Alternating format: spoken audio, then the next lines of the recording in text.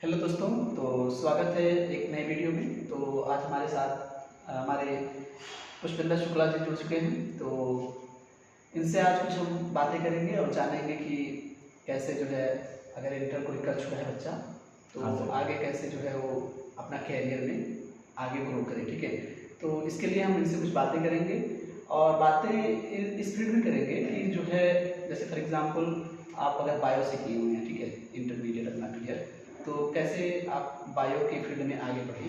तो इनसे इसी के बारे में कुछ 10-5 मिनट बातें करेंगे और जो है वीडियो में आप लोग आगे बने रहिएगा। बहुत बहुत आभार हमारे इरफान सर जो हमको इस चैनल पे जोड़ने का सौभाग्य प्राप्त हुआ।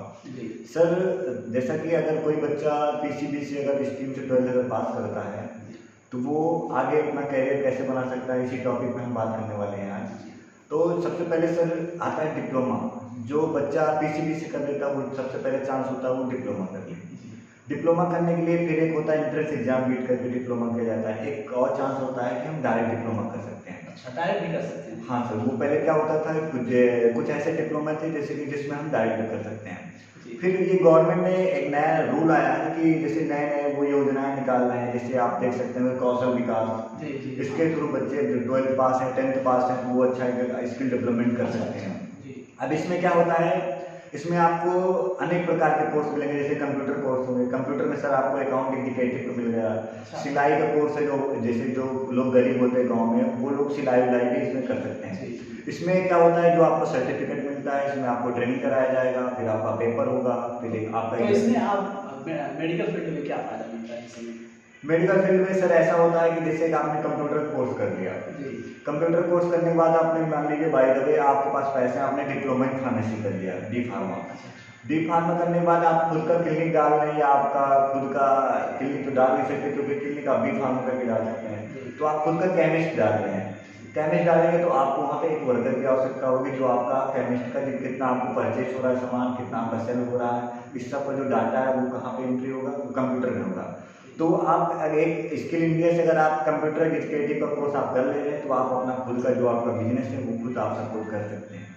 हाँ, वो तो ठीक है, बट मैं ये पूछना चाह रहा हूँ आपसे कि जो है कोई अगर डी फार्मा मान लो कर लिया हाँ, है, डिप्लोमा कंप्लीट कर लिया है, तो अब उसके लिए क्या रास्ते आगे खुलते हैं? जैसे मान लीजिए कोई बच्चा अगर डिप्लोमा इन फार्मेसी करता है तो उसमें दो चांस होते हैं, रियल चांस। जैसे जो भी करता है वो सबसे पहले अपना थिंकिंग लगा के करते हैं कि हमें करना क्या है। हाँ क्योंकि ये छोटा मोटा कोर्स है मान लीजिए, लेकिन वो छोटा मोटा नहीं है गरीबों के लिए। हाँ। क्योंकि इसमें अगर आप गवर्नमेंट कॉलेज मिल रहा है तब तो आपको सस्ते मतलब हो जाएगा, और अगर आप प्राइवेट एडमिशन ले रहे हैं तो आपका 1 लाख से 1,10,000 के बीच में आपका फीस जाता अच्छा, है। इतना फीस लगता है हाँ इसमें? सर, मतलब कुछ कॉलेजेस होते हैं वो 1.5 लाख तक फीस लेते अच्छा हैं। अच्छा कुछ कॉलेजेस होते हैं 60,000 में एडमिशन लेते हैं, क्योंकि इसका कोई न्यूनतम कोई ऐसा मार्क है नहीं कि आपका फिक्स इतना फीस है। अच्छा। तो इसमें करने के बाद आप पूछें कि क्या चांसेस होते हैं, कहाँ पर किस क्षेत्र में ज़्यादा हम प्रयास कर सकते हैं।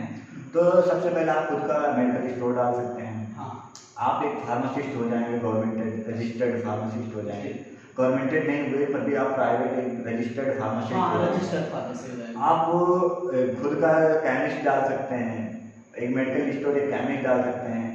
आप छोटी मोटी जैसे बीमारियां हैं उसका आप प्रचार भी कर सकते हैं, जैसे कि आप उसको अवॉइड कैसे करना है, क्या क्या चीज़ करना है। हाँ, मतलब क्या क्या रोकथाम के तरीके। रोकथाम के तरीके वो क्या कैसे वो आप बता सकते हैं जाके जो भी हमारे पेशेंट होंगे उनको। तो इसके इतने फायदे में फिर अगला आता है बी फार्मा।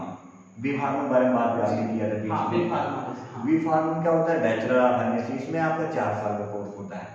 और इसमें एक और भी लॉजिक है, अगर डिप्लोमा इन फार्मेसी करके आप बी फार्मा कर रहे हैं जी। तो आपका 3 साल कोर्स होगा। इसमें क्या होगा, 2 सेमेस्टर आपके माइनस हो जाएंगे। अच्छा अच्छा, जैसे पॉलिटेक्निक में होता है, हाँ, कोई हाँ, पॉलिटेक्निक करके बीटेक करता है तो वहाँ पे भी आपको 1 साल की हाँ सर, वो छूट सेम मिलती है। सेम सिचुएशन सेम इसमें अप्लाई होता है अच्छा कि अगर मान लीजिए आप डिप्लोमा इन फार्मेसी कर चुके हैं तो आप बैचलर इन फार्मेसी में एडमिशन ले रहे हैं तो उसमें आपका 3 साल का मतलब आपका कोर्स चलेगा। हाँ अब 3 साल में आप क्या हो जाएंगे, बैचलर ऑफ फार्मेसी को 4 साल का आपको डिग्री मिल जाएगा। उसमें क्या होगा, आपको खुद का एक छोटा सा क्लिनिक जिसमें आप 3-4 बेड भी रख सकते हैं। अच्छा अच्छा मरीज को आप वहाँ पे भर्ती भी कर सकते अच्छा, हैं। इसमें? हाँ सर, बैचलर ऑफ फार्मेसी एक बड़ी डिग्री आ जाएगी आपके पास। अच्छा अच्छा अब अच्छा। बैचलर ये तो जैसे मेडिकल लाइन की है, मतलब जैसे दवाएं वगैरह मेडिसिन वगैरह के बारे में करते हैं। हाँ सर, या फिर इसमें हॉस्पिटल वगैरह में? नहीं सर, इसमें क्या होता है कि अगर आप बैचलर ऑफ फार्मेसी कर ले तो आप एक ड्रग इंस्पेक्टर का भी आप पेपर दे सकते हैं।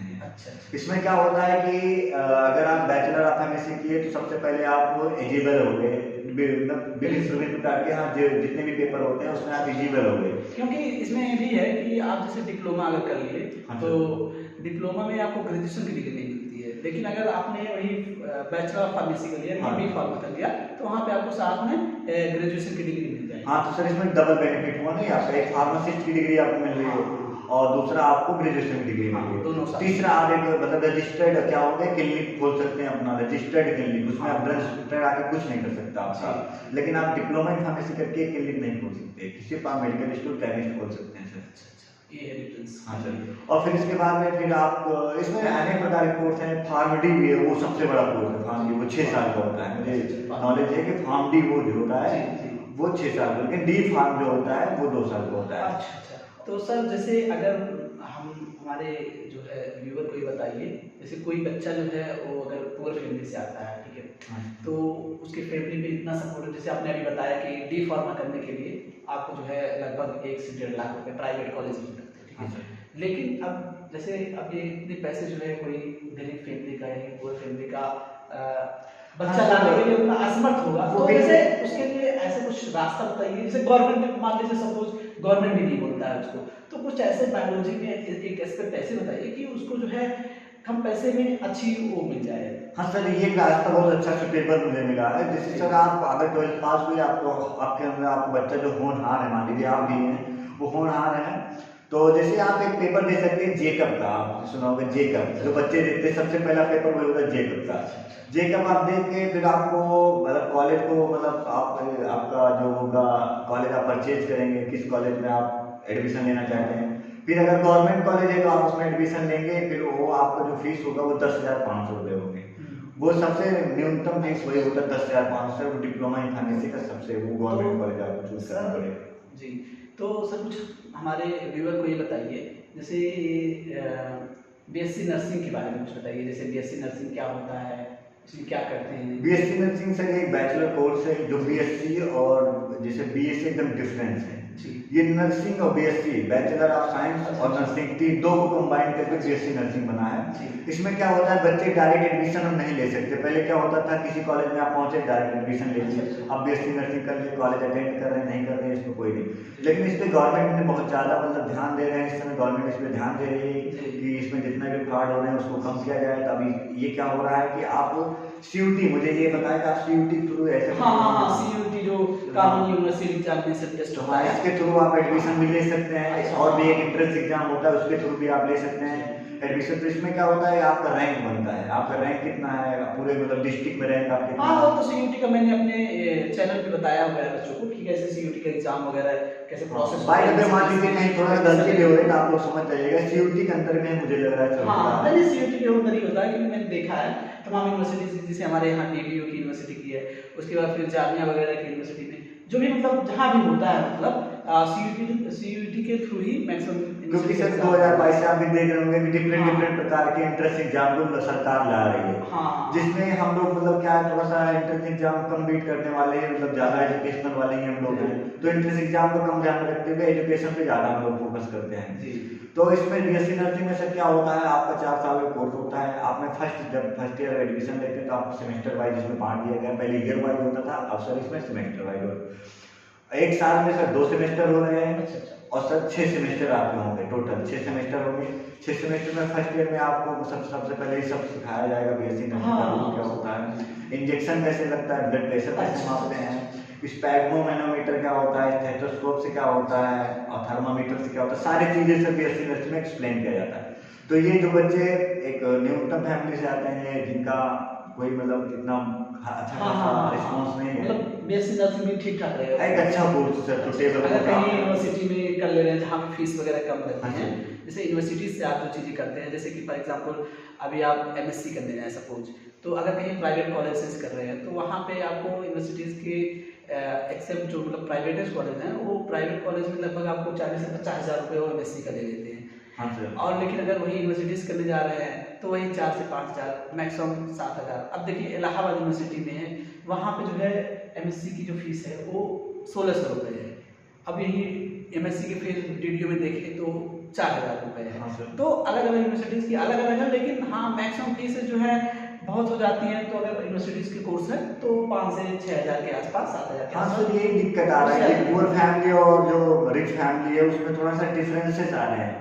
और ये गवर्नमेंट को ध्यान देना चाहिए कि सर ये जो कॉम्बिनेशन है इसको मतलब ना देखते हुए, इसको जो बीच में जो बाधाएं आती हैं उसको सर क्या होता है, कभी कभी आप देखते होंगे कि आपका एडमिशन मान लीजिए गवर्नमेंट आप निकाल लिए, लेकिन आप कब गरीब हैं वहाँ पे पहुँचे आप, तो आप पैदल जा रहे हैं, कुछ लोग थार जा रहे हैं, आपने देखा होगा। तो वो सब रैगिंग टाइप में करते हैं। तो ऐसा सिचुएशन भी हमने मतलब बीट किया है, तो हम देखते हैं सर ऐसे मतलब अच्छा, अभी भी रैगिंग होती है? हाँ सर, कुछ कॉलेजेस में अभी भी रैगिंग होती है, जैसे जो कॉलेजेस में सिंसियरिटी ज़्यादा है। अच्छा, कॉलेजेस में होती है, लेकिन मैं भी यूनिवर्सिटी में देखा हूँ, यूनिवर्सिटीज़ में उतना रैगिंग वगैरह अब खत्म हो गई है, लेकिन कॉलेजेस कुछ हैं आपके कहीं पे? जैसे कॉलेजेस में कम होते हैं सर, ये ज़्यादा होते हैं बॉयज़ हॉस्टल में, गर्ल्स हॉस्टल, ये दोनों हॉस्टल्स में ज़्यादा होते हैं, क्योंकि सर हॉस्टल्स में आप वहीं पे रहेंगे, वहाँ पे डिफरेंट प्रकार के बॉयज़ रहेंगे, अच्छे घर के भी रहेंगे और पुअर घर के भी रहेंगे, रिच घर के भी रहेंगे। और तो क्या होता है, सबका मैनर अलग अलग होता है सर, रहन सहन जो भी आप समझ रहे हैं, रहन सहन उनका भी अलग अलग रहेगा, तो डिफरेंसेस आते रहते हैं सर। फिर एक दूसरे के साथ लड़ाई झगड़ा रैगिंग ये सब चलता रहता है जी। हाँ सर। तो जैसे आप जो है कुछ एक्सपीरियंस अपना अगर शेयर करना चाहें, जैसे आप मेडिकल लाइन में क्यों आए, क्या करने का आपका इरादा है आगे, जैसे आप किस फील्ड में आगे जाना चाह रहे हैं। जैसे अभी आप हमारे सर जो हैं अभी पुष्पिंदर जी अभी ये डी फार्मा कर रहे हैं, तो आगे इनसे क्या एक्सपेक्टेशन इनकी है, क्या आगे करने का इरादा है, तो इनसे कुछ जानने की कोशिश करें। देखिए सर, सबसे पहला एक पड़ाव होता है जब हम 12th पास करते हैं, तो हमारे साथ भी ऐसा हुआ है। तो रिसेंटली हमें सोचने का मौका नहीं मिला, टाइम नहीं मिला कि सोचने में कि सर अगर हम किसी चीज़ को अगर थिंकिंग में ज़्यादा समय दे रहे हैं तो वो कहीं ना कहीं बहुत गलत है आज के समय में, क्योंकि इंडिया इतना तेज मतलब या कोई भी टाइम इतना तेज स्पेंड हो रहा है सर कि पकड़ना बहुत आसान नहीं है। तो हमने सर कम समय में एक अच्छा कोर्स ही सुटेबल हमने चॉइस किया कि डी फार्म किया जाए। डी फार्म करने के बाद आप एक मतलब फार्मासिस्ट होंगे रजिस्टर्ड, फिर आपकी कुछ तो कुछ इनकम हो जाएगी। अगर आप डिग्री भी मतलब कहीं भी लगा दे रहे हैं, आप खुद का भी खोल बैठ रहे हैं, फिर उसके बाद में आप बैचलर भी कर सकते हैं, बैचलर ऑफ एमएससी, वो सबसे बड़ा चांस है सर। फिर और इसके बाद में आप master of pharmacy M pharm भी कर सकते हैं। एम फार्म से आप अच्छा आगे बढ़ सकते हैं, पीएचडी भी कर सकते हैं। अच्छा, हाँ सर, पीएचडी भी कर सकते हैं, ये सबसे बड़ा अच्छा काम है इसमें। तो वो सर मतलब एक सुटेबल लाइन बनती चली गई। फिर हमारा थिंकिंग है सर कि जिस भी फील्ड में आप हो उसी फील्ड में एक बेटर अनुभव प्राप्त करें। सर मेरा एक ही है, और आप लोग से मेरा एक भी अनुरोध है कि आप जिस भी क्षेत्र में अगर एडमिशन ले रहे हैं उसी क्षेत्र में आप बने रहें, और भाग के इधर उधर भटकने से कुछ फायदा नहीं होगा आगे चल के लाइफ में सर। आपने भी देख होगा सर। हाँ, ये तो है, सही कह रहे हैं। अभी क्या होता है कि कुछ बच्चे जैसे इंटर करते हैं, ठीक है, तो अब देखिए इंटर करने के बाद भी बहुत से फैसिलिटीज़ आपको मिलती हैं, किस सब्जेक्ट से आप कर रहे हैं, किस फील्ड में आप जाना चाह रहे हैं, आप गवर्नमेंट जॉब की तैयारी कर रहे हैं, या हम लोग एक दिन जो है बात करेंगे गवर्नमेंट जॉब कैसी हो है, क्या करनी चाहिए आप लोगों को कि नहीं करनी चाहिए, और प्रिपरेशन में क्या बाधाएं आती हैं, गवर्नमेंट जॉब कैसे आते हैं, नहीं आते हैं, कितने आते हैं, किस फील्ड में कितना आता है, सब बातें हम लोग एक दिन करेंगे इसी चैनल पे। बट अभी हमारा कहने का मतलब ये है कि जैसे अगर आप जिस फील्ड में हैं, जिस भी फील्ड में हैं, जैसे आप यूपी बोर्ड में क्या होता है कि आपको अलग अलग इंटर 11th-12th में अलग अलग सब्जेक्ट बांट दिया जाता है, जैसे बायोलॉजी से हो जाता है, एक मैथ्स हो जाता है, ठीक है, तो अलग अलग फील्ड में अलग अलग जाते हैं। अब जैसे ये होता है कि आप बायो से पढ़ के जो है मैथ की चीज़ें कर सकते हैं, लेकिन क्या होता है कि अब मैथ की करने चाहेंगे चीज़ें तो आपको कुछ दिक्कतों का सामना करना पड़ेगा, ठीक है। और कोई बायो मैथ वाला बच्चा है, वो बायो में आके करने के लिए तो हर कोई कुछ भी कर सकता है, बट क्या होते हैं कि कुछ दिक्कतें होती हैं, इसलिए आपको पहले ही उस फील्ड को चूज कर लेना सही रहता है, क्योंकि आगे जो है आसानियाँ रहें। तो अगर आप मैथ्स में हैं, अगर मैथ में बेहतर हैं तो आप मैथ से कुछ करिए, जैसे बीटेक, बीई या फिर बीएससी, एमएससी जो भी करना चाहें आप, बीसीए। अब देखिए बीसीए तो बायो से भी कर सकते हैं, मैथ से भी कर सकते हैं, बट क्या है कि अब बीसीए जो होता है बैचलर ऑफ कंप्यूटर एप्लीकेशन होता है। अब इसमें कंप्यूटर एप्लीकेशन में यहाँ पे आप लोगों को प्रोग्रामिंग नॉलेज पढ़ाया जाएगा, ऑपरेटिंग सिस्टम पढ़ाया जाएगा, तमाम चीज़ें कंप्यूटर से रिलेटेड पढ़ाएंगे, जो चीज़ें मैथमेटिक्स बेस्ड होती हैं। अगर आप कंप्यूटर साइंस की चीज़ें देखेंगे तो लगभग 60:40, तो मतलब अगर 60% जो है कंप्यूटर से उसके कंसेप्ट वगैरह हैं तो 60% मैथ रहता है उसमें, तो मतलब मैथमेटिक्स का उसमें यूज रहता है। तो आप करने के लिए बायो वाले भी करते हैं, लेकिन उतना बढ़िया रिस्पॉन्स नहीं हो पाता उनका, क्योंकि मैथ वालों का थोड़ा सा उसमें फील्ड में मैथ रहता है, तो वहाँ पे आप वो लोग थोड़ा सा बेनिफिट उठा लेते हैं। तो यही कहने का मतलब मेरे ये है कि आप जिस फील्ड में हैं उसमें बेहतर करिए। जैसे आप बायोलॉजी में, तो बायोलॉजी में कुछ करिए, नीट करिए, या फिर MBBS, नीट के थ्रू MBBS करिए, BUMS करिए, या B Pharm करिए, D Pharm करिए, BSc नर्सिंग करिए, कुछ भी करिए, बट आप अपना 100% देके उसमें ही बेहतर बनने की कोशिश करिए। ठीक है सर, फिर हम आशा करते हैं आप हमारे व्यूअर को अच्छा से समझा पाएंगे। तो वीडियो को आगे न बढ़ाते हुए हम इसी पे स्टॉप करते हैं। नेक्स्ट डे हम नए टॉपिक के साथ आपसे फिर जुड़ेंगे।